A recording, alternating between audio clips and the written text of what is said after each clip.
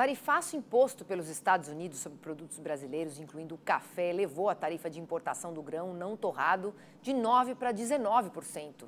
Essa medida ocorre em um cenário de oferta global apertada, preços elevados e produção impactada por eventos climáticos adversos no Brasil e em outros grandes estados produtores e países também. Assunto, para o Commodities em Foco de hoje, que eu vou conversar com o gerente de consultoria agro do Itaú BBA, o César de Castro. Boa tarde, César. Obrigada aqui por participar do Mercado e Companhia. Boa tarde, Priscila. Um prazer falar com vocês. Obrigado pelo convite. César, sendo os Estados Unidos, o principal destino do café brasileiro, quais são os impactos dessa medida? Porque a gente sabe que o presidente dos Estados Unidos, Donald Trump, vem recuando nas suas falas, E o que a gente pode esperar nesse sentido, com esse arrefecimento das medidas do tarifaço que ele tinha colocado no início? Bom, Priscila, nós achamos que o Brasil ele não tende a ser prejudicado, nesse cenário de exportação, Os Estados Unidos são um grande comprador de café, não produz café, então tem uma indústria super desenvolvida lá, com muitos empregos. Então, o Brasil é o principal fornecedor, junto também aí com a Colômbia. O que chamou atenção na ocasião, lá no dia 2 de abril, nas tarifas que depois foram postergadas, que o Brasil ficou com a menor delas, em relação aos nossos concorrentes, especialmente o Vietnã, A Colômbia não, a Colômbia também ficou com 10%. Então, o que chamou atenção foi que existe uma possibilidade, caso essas tarifas de fato sejam implementadas sobre o Vietnã, que o Brasil capture mais oportunidade de exportar cafés robustas para os Estados Unidos. No Arábica, pela relevância do Brasil como produtor, pela grande necessidade dos americanos, ter um consumo de cafés expresso bastante significativo, o Brasil deve continuar exportando volumes razoáveis, tá, para os Estados Unidos. Isso tem a ver também com o momento atual do café. Os preços estão historicamente bastante elevados e inflacionaria ainda mais, o café para o consumidor dos Estados Unidos se essas tarifas, forem colocadas e mesmo que de 10% sobre o café brasileiro. Então, a gente entende que a nossa competitividade segue assegurada nesse contexto. O fato de os Estados Unidos não terem como originar grandes quantidades de cafés na proporção que o Brasil exporta para eles em outros países também é um complicador para o Brasil ser taxado em elevadas tarifas.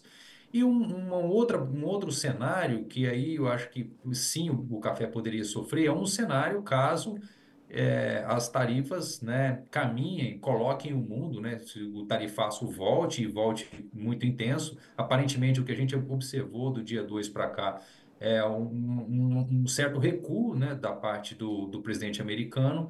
Caso esse cenário mais estressado volte, o risco é colocar o mundo numa recessão e aí sim poderia prejudicar o consumo de café. Por isso que os preços de café cederam razoavelmente, lá no início do mês e depois eles foram se recuperando. Então, o momento atual ele é de um balanço global de cafés muito apertado e caso o mundo não caminhe para o pior, para uma recessão, é de se esperar que o consumo siga razoavelmente resiliente, tá? O simples fato dos preços estarem muito elevados já é um limitador para um crescimento normal do consumo, que geralmente é de 1,5% a 2% ao ano.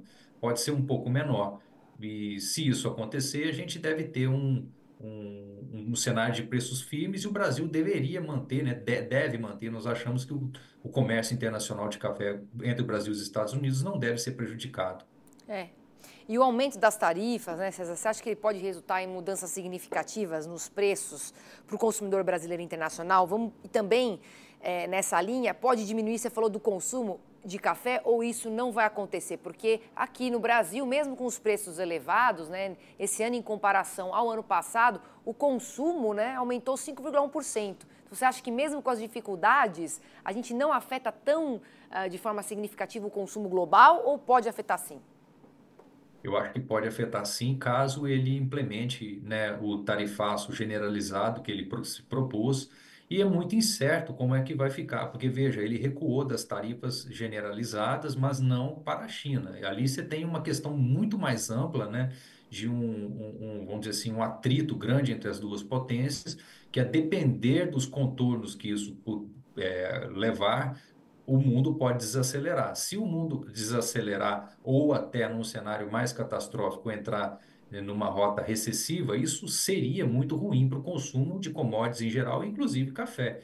Então, as soft commodities, né, geralmente são mais sensíveis, o café, o suco de laranja, o algodão, né, e o açúcar em alguma medida. Então, poderia desacelerar o crescimento do consumo e, num cenário pior, até reduzir. Então, se o consumo mundial cai, Priscila, os preços de café eles se equilibram num nível um pouco menor. Não é o nosso cenário base, tá? A gente entende que deve sim ter algum recuo da taxa de crescimento normal, que é de 1,5% a 2%. Eu imagino 1% como um crescimento global do consumo de café que captura já esses preços mais elevados, que sai um pouco da normalidade, porque o consumidor já está sentindo esse aumento de preços. A alta do crescimento do consumo no Brasil ano passado, ela é outra história, né? Aquilo refletiu os preços do ano passado, agora os preços continuaram subindo e muito mais, né? Esse ano a indústria está repassando mais altas de preço para o varejo, isso tem algum impacto, tá? Mas a história da oferta, a produção está falando mais alto. O balanço de café global está bastante apertado, o Brasil está colhendo uma safra prejudicada, os estoques são muito baixos, então isso deve sustentar os preços elevados. Se além de tudo isso ainda tiver um tarifaço encarecendo o preço do café para o Sim. consumidor americano, isso seria mais um elemento para eventualmente o consumo ceder um pouco lá. Então, por essa razão, né, por indisponibilidade de café, principalmente arábica, em outros países Sim. produtores em grandes quantidades, e esse contexto de preços já elevados, mesmo sem tarifas, sugere que o comércio de café com os Estados Unidos deve continuar normalizado, tá? Mas é bom acompanhar bem de perto, porque, veja bem, o café é só um produto num contexto Sim. de um grande atrito comercial entre as duas grandes potências. E isso pode respingar no crescimento mundial e aí sim afetar o café por outras vias. Tá certo, César. Obrigada aqui mais uma vez pela sua participação no Mercado e Companhia. Excelente fim de semana e até uma próxima. Obrigado, Priscila, para você também. Até a próxima.